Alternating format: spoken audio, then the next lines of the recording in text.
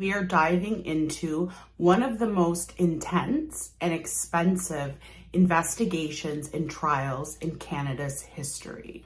Imagine gathering 235,000 pieces of evidence from a crime scene, snapping over 40,000 pictures just to get a full view of the horror, and having over 120 people take the witness stand.